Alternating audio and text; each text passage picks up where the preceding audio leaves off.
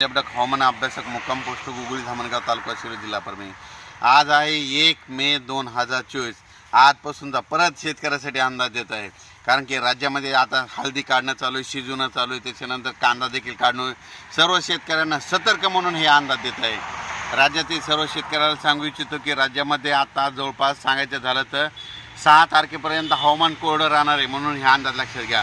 पण राज्यातले सर्व शेतकऱ्याला सांगू इच्छितो, हा तातडीचा मेसेज म्हणतो, राज्यामध्ये 7 मे पासून ते 11 मे दरम्यान वादळी वाऱ्यासह विजेसह काही ठिकाणी गारपिटीसह पाऊस येणार आहे, अवकाळी पाऊस पडणार आहे, रानातून पाणी बाहेर निघणार असा पाऊस येणार आहे, म्हणून हा अंदाज लक्षात येतो। विभागावाई बोलायचं झालं तर राज्यात सुरुवातीला आपण पूर्व विदर्भातून सुरुवात करू।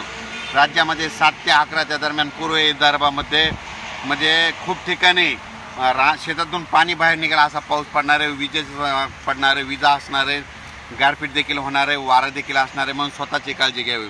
त्याच्यानंतर पश्चिम विदर्भात देखील सर्व शेतकऱ्याला सांगू इच्छितो, 7 ते 11 मे त्या दरम्यान तुम्ही तुमच्या हळद असेल, कांदा असेल काढून झाकून ठेवा, कारण की 7 ते 11च्या दरम्यान जोरदार पाऊस पडणार आहे, ओढे नाले वाहतील असा पाऊस येणार आहे, म्हणून हा अंदाज लक्षात येतो। त्याच्यानंतर मराठवाड्याकडे वळू। मराठवाड्यात देखील 7 ते 11 दरम्यान जोराचा पाऊस राहणार आहे, म्हणजे शेतातून पाणी बाहेर निघेल असा पाऊस राहणार आहे। ऊसावाल्यासाठी हा पाऊस चांगला राहणार आहे, म्हणून हा अंदाज लक्षात घ्यायचा।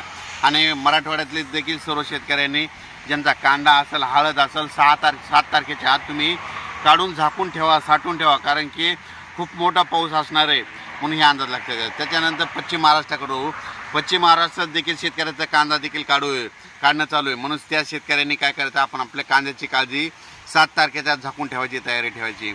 पण हा पाऊस पश्चिम महाराष्ट्राचा शेतकऱ्याला ऊसासाठी चांगला ठरणार आहे, म्हणून हे अंदाज लक्षात घ्यायचा। त्याच्यानंतर कोकणात देखील खूप पाऊस पडणार आहे, म्हणून हे अंदाज लक्षात घ्यायचा।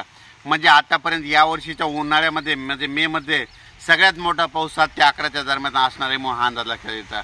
राज्य उत्तर महाराष्ट्रात देखील हा चांगला पाऊस पडणार आहे, कांदे काढणे चालू आहे। शेतकऱ्यांनी 7 तारखेच्या तुम्ही तुमचे कांदे झाकून ठेवा, कारण की 8, 9, 10, 11च्या दरम्यान जोरात पाऊस पडणार आहे, शेतातून पाणी बाहेर निघणार आहे असा पाऊस असणार आहे।